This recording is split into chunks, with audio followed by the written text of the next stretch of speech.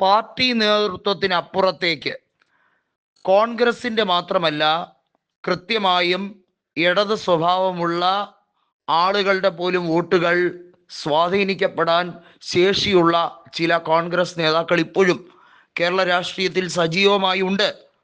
V M സുധീരനെ പോലുള്ള, മുല്ലപ്പള്ളി രാമചന്ദ്രനെ പോലുള്ള നേതാക്കൾ അത്തരത്തിലുള്ളവരാണ്.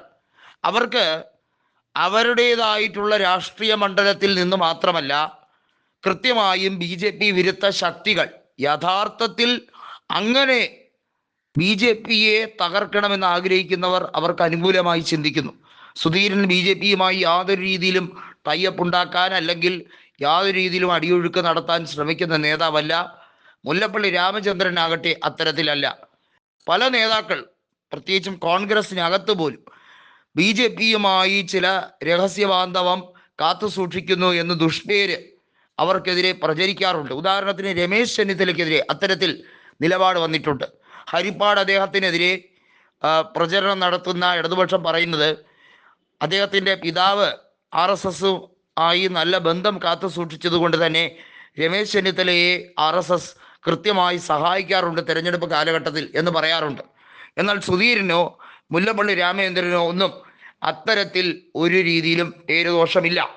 സുധാകരൻ്റെ കാര്യമാണെങ്കിൽ അത് വേറൊരു പാർട്ടി രീതിയാണ്. കാരണം ശക്തമായി CPIM-ൻ്റെ നരനായാട്ടിനെ അദ്ദേഹം തൻ്റെ മനക്കരുത്ത് കൊണ്ട് അവരുടെ തന്നെ കോട്ടയിൽ നേരിട്ടൊരു വ്യക്തിയാണ് കെ സുധാകരൻ.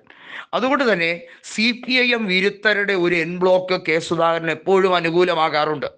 CPIM കണ്ണൂരിൽ പ്രവർത്തിക്കുന്ന രീതിയും മറ്റ് ജില്ലകളിൽ പ്രവർത്തിക്കുന്ന രീതിയും എൻ്റയർലി ഡിഫറൻ്റ് ആണ്. അതുകൊണ്ടാണ് കണ്ണൂരിൽ കോൺഗ്രസിനും അതുപോലെ തന്നെ BJP-യിലെ പല നേതാക്കൾക്ക് പോലും കെ സുധാകരനോട് വലിയ രീതിയിലുള്ള മതിപ്പുള്ളത്. കെ സുധാകരൻ BJP-യുമായി യാതൊരു വിട്ടുവീഴ്ചയും ചെയ്യാറില്ല. വർഗീയ ഫാസിസ്റ്റ് ശക്തികൾക്കെതിരെ പാർലമെന്റിനകത്തും പുറത്തും നിരന്തരമായി വാദിക്കാറുണ്ടെങ്കിൽ പോലും കണ്ണൂർ രാഷ്ട്രീയത്തിൽ അവിടുത്തെ CPIM-ൻ്റെ ഗുണ്ടായുസത്തെ എതിർക്കുന്നത് കൊണ്ട് തന്നെ BJP നേതൃത്വത്തിന് അദ്ദേഹത്തിനെ ഇഷ്ടമാണ് എന്നുള്ളതാണ് അവിടുത്തെ പ്രത്യേകത. മറ്റൊരു സംസ്ഥാനത്തും കാണാത്ത മറ്റൊരു തരത്തിലുള്ള രാഷ്ട്രീയ പ്രവർത്തനം കെ സുധാകരൻ അനുകൂലമായി ഭവിക്കാറുണ്ട്. കോൺഗ്രസിനകത്ത് സീറ്റുകൾ വർദ്ധിക്കണമെങ്കിൽ, അതായത് 2021 നിയമസഭാ തെരഞ്ഞെടുപ്പ് കണക്കുകൂട്ടി അതിൻ്റെ കൃത്യമായ വീഴ്ചകൾ മനസ്സിലാക്കി 2026 എത്തുമ്പോൾ കോൺഗ്രസിന് നേരെ ഇരട്ടിയെങ്കിലും, ഇപ്പോഴത്തെ 21 സീറ്റുകൾ എന്നത് നേരെ ഇരട്ടിയെങ്കിലും ആക്കണമെങ്കിൽ ചെറിയ പണിയൊന്നും ചെയ്താൽ പോരാ. 45 അതിൽ കൂടുതലോ സീറ്റുകൾ കോൺഗ്രസിന് കേരളത്തിൽ ലഭിച്ചാൽ മാത്രമേ കൂട്ടായ ഭരണം UDF-ന് സാധിക്കുകയുള്ളൂ. ലീഗും കേരള കോൺഗ്രസ് ജോസഫും അതുപോലെ ചെറു കക്ഷികളും എല്ലാം ചേർന്ന് 80-ൽ കൂടുതൽ സീറ്റുകളെങ്കിലും നേടി ഒരു കംഫോർട്ടബിൾ വിക്ടറിയിലേക്കാണ് നയിക്കണം എന്ന് ആത്മാർത്ഥമായി ആഗ്രഹിക്കുന്നെങ്കിൽ അത്തരത്തിൽ പല മുതിർന്ന നേതാക്കളെയും തിരികെ കൊണ്ടുവരണം. അവർക്കാർക്കും താക്കോൽ പദവി അല്ല വേണ്ടത്.